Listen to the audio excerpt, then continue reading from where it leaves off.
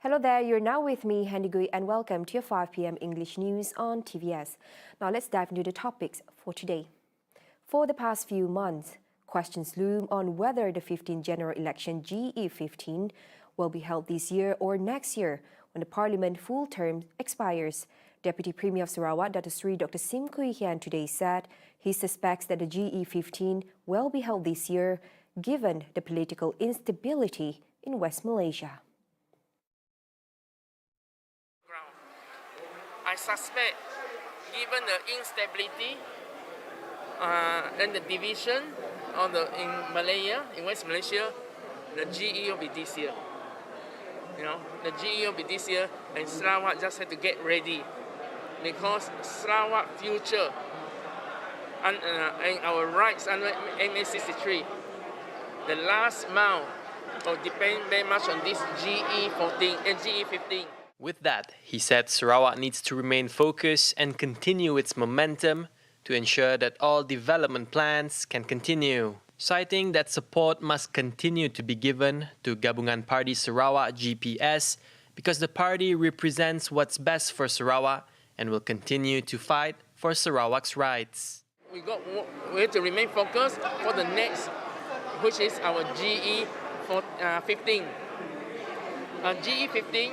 There's no question that for Sarawak, we, like our Premier said, we want to win all if possible, because GPS represent the best of Sarawak.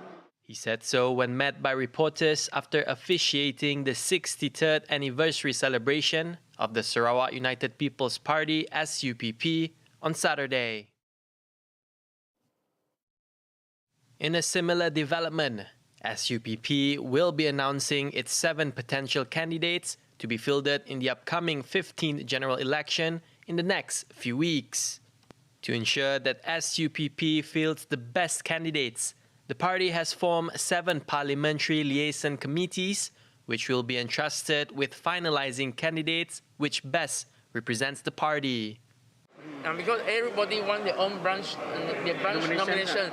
So that's why we quickly formed the Parliamentary Liaison Committee so that they can sit down and iron out in the next few weeks so that we can announce it and introduce them to the public soon. When asked whether there will be any state assemblymen fielded for the parliamentary seats, he said that it is highly unlikely as they prefer to spread out the responsibilities. The decision to not field any state assemblymen is also because the party is not short of good candidates, as more young leaders have proven their capabilities in the party. Highly unlikely.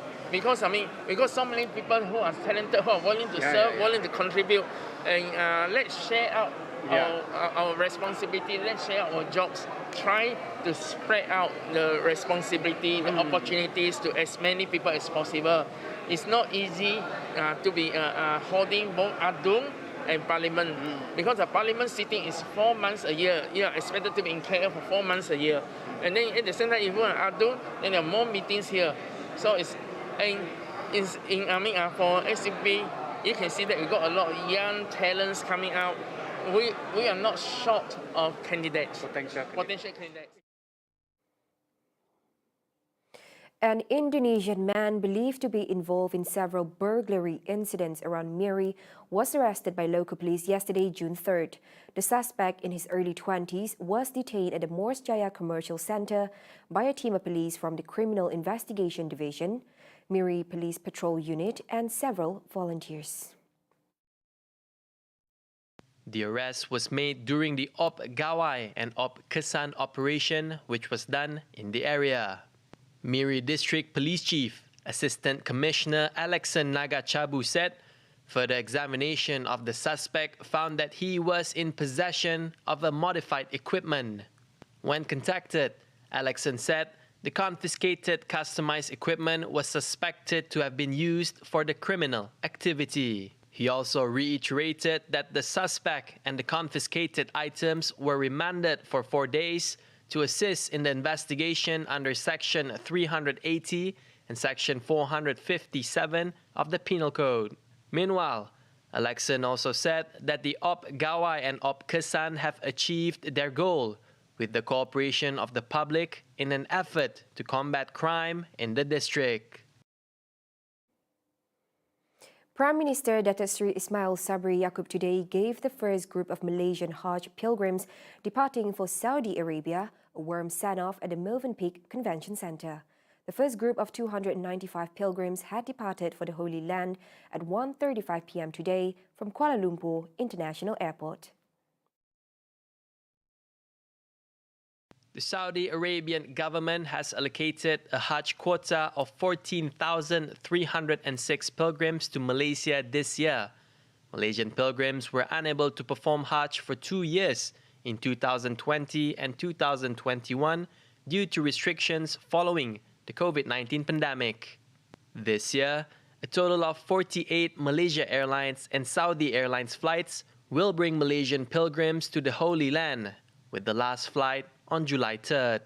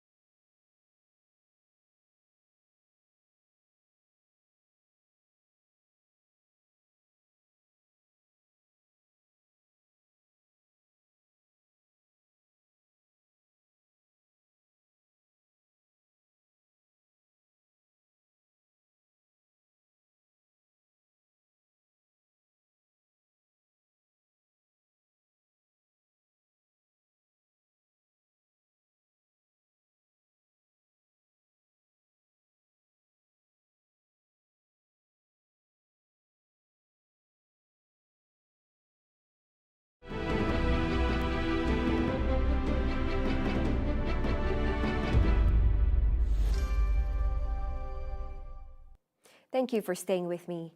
Now, top priority will be given to Sabah in the nation's telecommunication development plans. The Minister of Communications and Multimedia KCOM, Tan Sri Anwar Musa, said over 1 billion ringgit had been allocated to implement various telecommunication programs under the National Digital Network Plan or JENDELA. Pada masa ini pun lebih daripada 1 bilion telah pun diperuntukkan dan diluluskan dan sedang dilaksanakan baik di bawah program JENDELA ataupun program Point of Presence serta pembekalan perkhidmatan jalur lebar termasuk di kawasan-kawasan jauh di pendalaman. As such, Anwar had ensured that programs under KCOM and its agencies, as well as companies including telcos that are jointly involved, would be given full attention to telecommunication development. Jaminan saya pada Ketua Menteri, kita akan bekerja kuat dan memberikan keutamaan yang tinggi kepada negeri Sabah. He said this in his speech at the Riohbah bersama Hotlink program at the Sabah International Convention Center. National car maker Proton Holdings Berhad sales rose 10.8% month-on-month in May 2022 as the company ramped up production after overcoming parts shortage issues. The figure marks an increase of 3.7% compared to a year earlier. Deputy Chief Executive Officer Roslan Abdullah said the increase in sales in May from the 8,839 units sold in April was a direct result of the company boosting its production volume to catch up to market demand. Meanwhile, the Proton X50 continues to dominate the sport utility vehicle SUV market, making it the market leader for B-segment SUVs as well as the overall leader for the SUV market. The other two Proton models that continue to lead their respective segments are Proton X70 and Proton Exora. Compared to the overall automotive market, he said Proton retains its position as the second most popular car brand in the country, with an estimated market share of 19.6%, while YTD market share is currently estimated at 17.1%. Wrapping up the 5 p.m. news, the Shenzhou 14 crewed spaceship will be launched at around 10:44 a.m. Beijing time this Sunday from the Jiuquan Satellite Launch Center in northwest China. The spaceship will take a crew of 3 astronauts into space for the construction of China's Tiangong space station.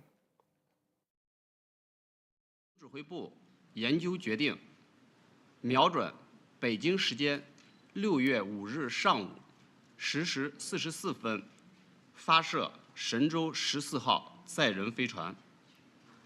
飞行乘组由航天员陈冬、刘洋和蔡旭哲组成。陈冬担任指令长，他们全部为我国第2批航天员。其中，陈冬参加过神舟11号载人飞行任务，刘洋参加过神舟9号载人飞行任务，蔡旭哲是首次飞行。目前，执行本次飞行任务的长征2号 F 遥14火箭即将开始推进剂加注。神舟14号载人飞行任务是空间站建造阶段第2次飞行任务，也是该阶段首次载人飞行任务。航天员乘组将在轨工作生活6个月。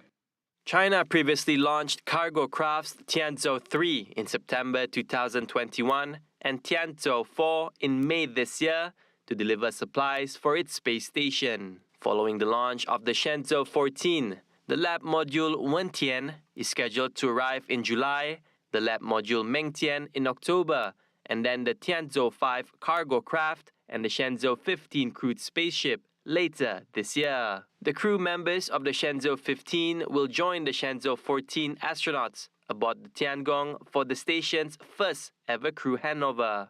The upcoming Shenzhou 14 crewed space mission will complete the construction of the Tiangong space station with a basic 3-module structure consisting of the core module Tianhe and the lab modules Wentian and Mengtian, Lin said, adding that the mission will build the space station into a national space laboratory.